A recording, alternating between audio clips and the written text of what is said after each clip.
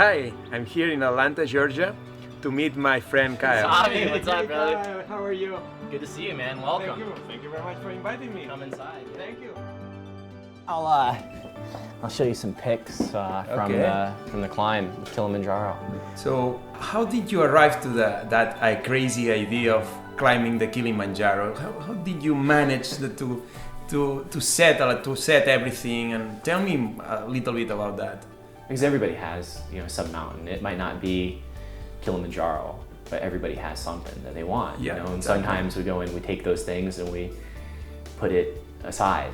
We wait forever. We'll go and put it on a list and just think about it and dream about it. But it's hard. Taking that first step, I think, is sometimes the hardest part. And I take the Kilimanjaro thing as an excuse, as a metaphor of what really people can face in their life, because in my way of thinking, you don't need a Kilimanjaro actually like a mountain. Right.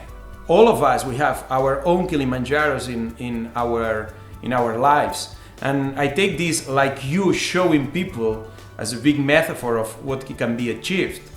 There was a lot of time, especially when I was young, where I would just cry myself to sleep because I would go and wonder. I would have fear and doubt about the future. What would that bring? I don't have my arms and legs, so would I ever be able to have a normal job? Would I ever be able to have like a career path? I had no idea what my place in the world was. So what do you think about all what is going on with young people? And I'm really interested in knowing your message to them. First, learn to go and accept the fact that there are things that are completely out of your control. As an individual, a single individual, you'll not be able to go and change the economy. But what you can go and do is change yourself first. The responsibility is not on me. It's my country, my government, and this crisis, as the crisis is something that you can meet in front of your house. Like I always ask people, have you ever met the crisis? Because you talk a lot about him or about her or about it. And the point that the thing that you are pointing for me very clearly is that the responsibility is in you.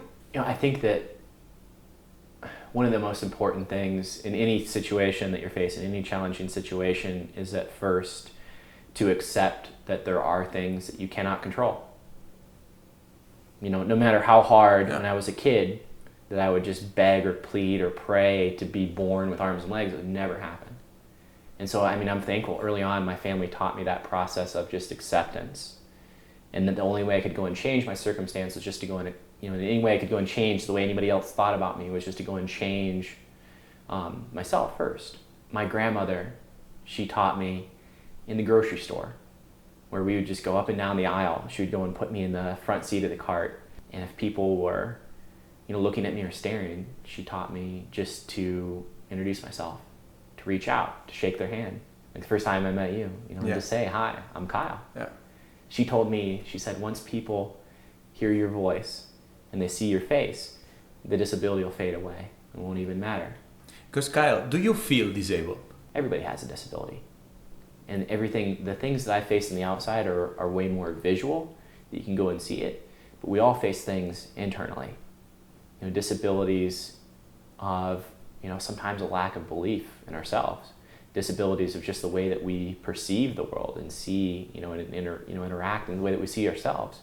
Disabilities of character. Disabilities of morality. And the things that we complain about, the things that we whine about the most, they might be the hardest things that we go and face and endure every day. But they're also the greatest gifts too, once you start to go and change the frame from which you see those things.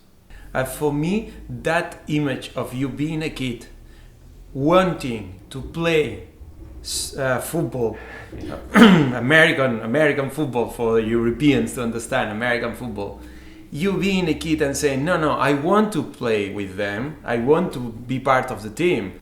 Continuing to go and stand up again and again when you've been knocked down, resilience, perseverance, like those things, continuing to go and answer the bell and move forward.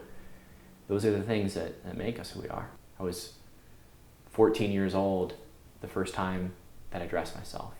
It was embarrassing. It took me over 30 minutes to put my socks on for the first time. To me, that first time I dressed myself took almost an hour. Now it takes about a minute. When I started, that was the hardest. you know, it was absolutely the hardest.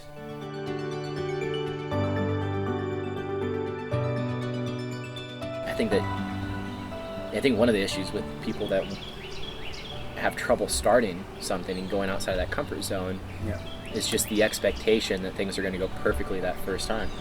My answer is like, go and try it. Go and try to sell something to someone, because a lot of people are scared of people telling them, no, thank you, I don't want anything, I don't need anything. But I'm sure that if they would try it, like, let's say 20 times, 11 from those 20, that would be a success that they didn't expect. So for me, the most important thing is to go out from that, think that mental simulator. You know, 20 out of 20 times is going to be a failure, right? Yeah, you're right. Yeah.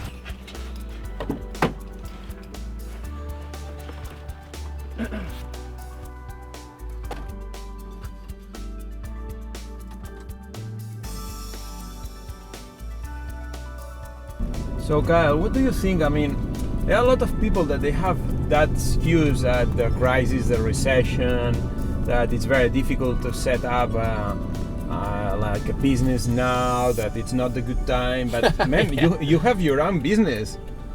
My belief is that like a recession, it's still a collection of like individual choices, right? Yeah. So if you can go and find, you know, just like a couple of, you know, ways to differentiate and make it work, and it can really be a good time for a small business to go and become established.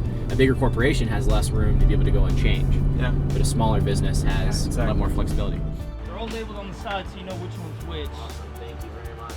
Got it? Yep. Every time I climb a mountain, that I've been in a very difficult situations, and you had your own experience in the Kilimanjaro, there are sometimes that also is necessary to say, okay, enough is enough.